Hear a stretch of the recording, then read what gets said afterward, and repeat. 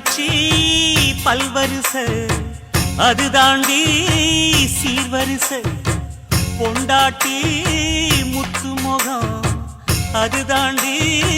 சொத்து சொகம் உன்னோட உறவாட நான் சென்மோ எடுத்தேன் துணி போட்டு மறைக்காம நான் எல்லாம் கொடுத்தேன் பொண்டாட்டி கட்டுக்கோப்பாயிருப்பதனாலே நரம்பு துடிக்குது நரச்ச பின்னாலே தங்கம் என்றும்